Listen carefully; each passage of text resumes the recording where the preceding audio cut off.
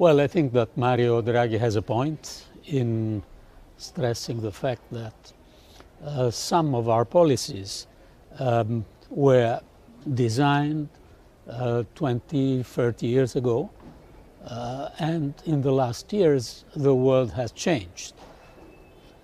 There is another way to say the same thing, which is that the EU cannot be the only herbivores in a world of carnivores, meaning that competitiveness in the last couple of decades was mostly an internal EU story. So you had competition rules, you were to guarantee level playing field for all European member states.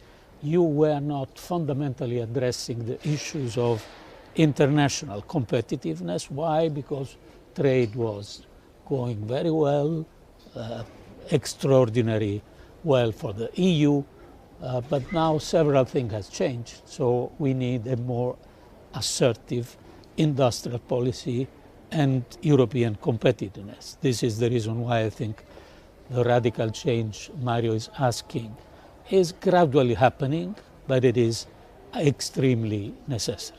It's one thing to push forward with more integration in Europe, to spend more fiscally on developing industries of the future.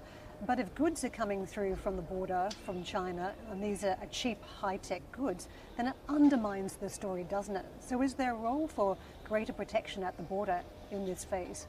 Well, this is the narrow path of the future. How can we increase our competitiveness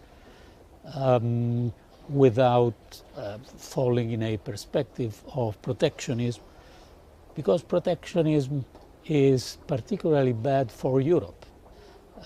Having said that we have to increase our competitiveness, we should never forget the fact that openness to trade remain one of the main assets for the European Union. So we have to keep what we call globalization, make it more secure, but without protectionism. It's a narrow path, but I think we'll be able to address it. I want to bring up a report that's also coming up this week from Enrico Letta, the former Italian Prime Minister. He's been assessing the state of the market and pointing out that economic security is in a tenuous position, in particular looking at market share in Europe that has been declining. He's called for integration on financial, energy, telecommunications.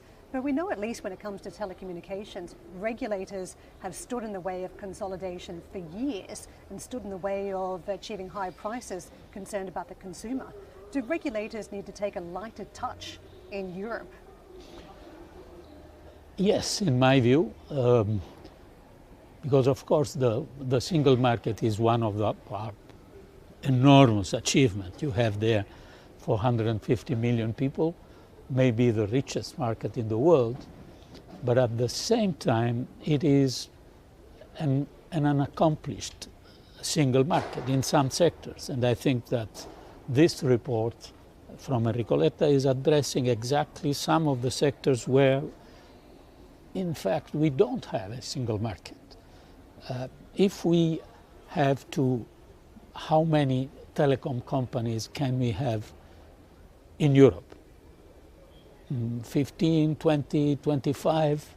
How are we competing in this way with other big economic players in the world? So again, this is the same point I was addressing before. We had a mostly inward-looking competitiveness approach.